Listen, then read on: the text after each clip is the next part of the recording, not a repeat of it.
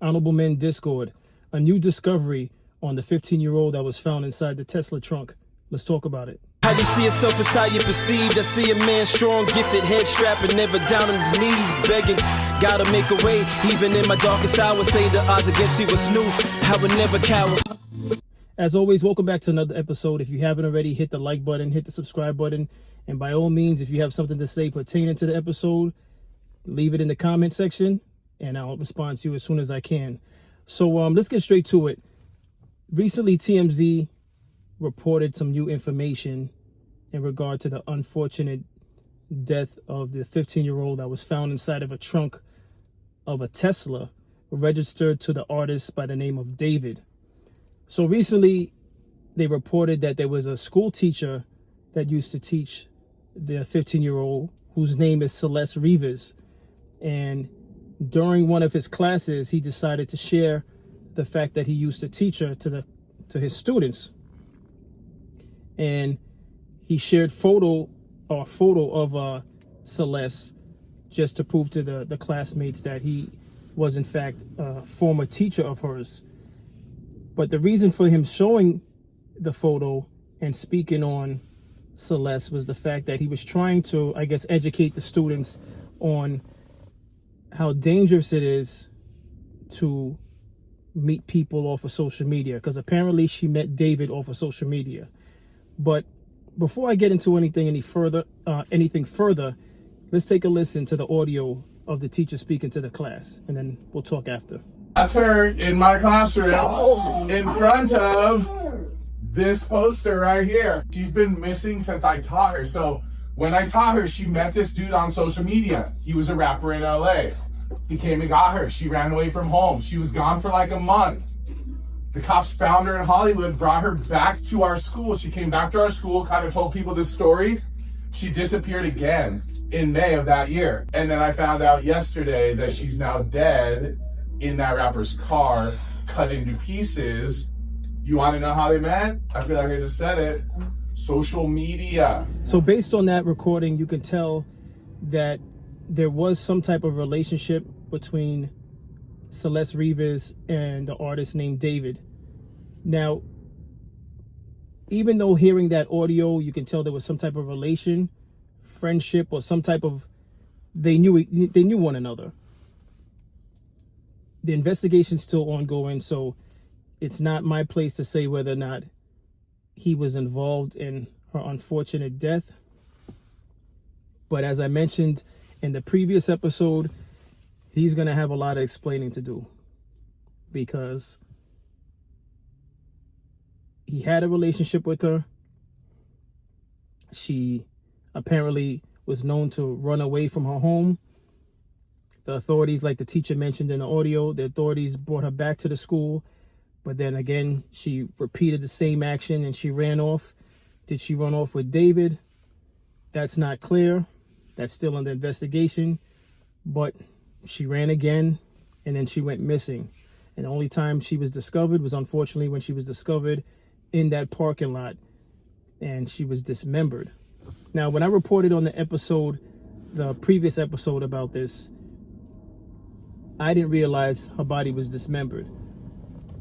They said, I believe the news report said that it was a decomposed body in a plastic bag, but I didn't know it was dismembered. So it's a very eerie and sad situation. Just again, I have to reiterate what I said on the first episode to you fathers out there. Pay close attention to your children. Pay close attention to your daughters. I know sometimes as fathers, we say that when it's our boys, we have our guard down less because it's our boys. But regardless of the fact, if they're young, if they're teenagers, and they're new to this world, we have more knowledge than they have. So just keep that in mind. Don't underestimate the world, the outside world. Don't underestimate anyone that's out there, because our children are vulnerable. They don't always make the best decisions, as we didn't always make the best decisions when we were younger. So keep a close watch on your children. Like I mentioned in the previous episode, if they have a cell phone, track them. have a sit down with your teenage children, your children in general, and let them know, listen, don't take off the tracking from the phone, because, you know, a lot of these kids are phones savvy with technology. Let them know the reason why it's important for them to leave the location on. Okay, I know that the teens are not going to want to be tracked, but let them know, listen, it's for your own safety. All right. Explain to them that, listen, I'm not trying to give you a hard time. I'm going to do my best to trust you and to give you freedom as you continue to get older. But there's a lot going on in this world, and you want to be able to make sure that they're safe. All right. It's not to kill their fun, but you want to make sure that they're safe. But obviously in this particular situation, it's completely different, because it's not about her family wanting to keep her safe. I don't know the relationship she had with her family, what caused her to want to run away. They never really got into that part of this whole story, this whole event. They never really dived into that. At least I've never came across anything speaking on her relationship with her family and why she chose to run off.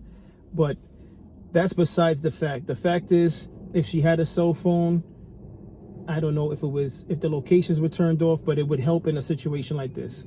And if a cell phone was traced, they haven't disclosed that information as of yet. But again, those of you who are watching this video that are parents, especially parents of teenagers, have a sit down with them and let them know the importance of keeping your locations on in the unfortunate event that they go missing. God forbid they go missing. But that's my thoughts on this. You know, unfortunately, no matter what happens with this investigation, she can't be brought back. She's gone, and gone way too young. 15 years old is way too young. And I will continue to pay close attention to this investigation, to report any upcoming information that I find out to you all and speak on it, because it's just an unfortunate situation and no one wants to hear this type of news. Even though I have no relation to the young girl, it's still, I have children of my own, so hearing stuff like this is very sad. It's very sad. What's your thoughts on this entire investigation?